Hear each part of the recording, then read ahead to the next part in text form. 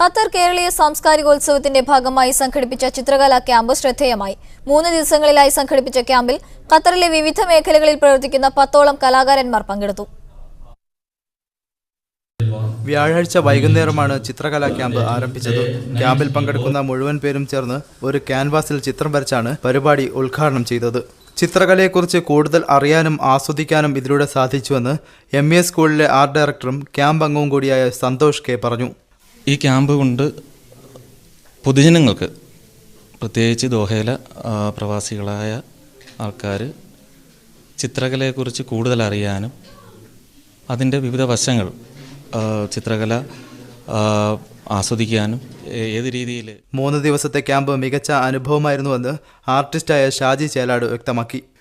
പ്രത്യേകിച്ചും വിവിധ ദേശങ്ങളിൽ നിന്നുള്ള, ഇന്ത്യയിൽ വിവിധ ദേശങ്ങളിലുള്ള പല മാധ്യമങ്ങൾ കൈകാര്യം ചെയ്യുന്ന കലാകാരന്മാരോടൊപ്പം ഈ ക്യാമ്പിൽ പങ്കെടുത്തത് നല്ലൊരു എക്സ്പീരിയൻസ് ആയിരുന്നു. അവരുടെ അനുഭവം. കളേഴ്സ് ഓഫ് പാരഡൈസ് എന്ന പേരിൽ സംഘടിപ്പിക്കപ്പെട്ട പരിപാടിയിൽ വ്യത്യസ്ത വിഷയങ്ങളിൽ മുഴുവൻ അംഗങ്ങളും ചിത്രങ്ങൾ വരച്ചു. സമാപന പരിപാടിയോടനുബന്ധിച്ച് നടന്ന ചടങ്ങിൽ ഖത്തർ കൾച്ചറൽ മിനിസ്ട്രിയുടെ കീഴിലുള്ള youth creative arts centre director Muhammad Abdul Muathi പങ്കെടുത്തു.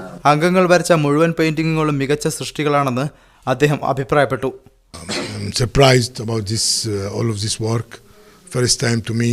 To see Indian work here in this country. I'm so happy to find all of these results. Every artist. Ramees സാത്തിയാറ, മീഡിയ 1, ദോഹ.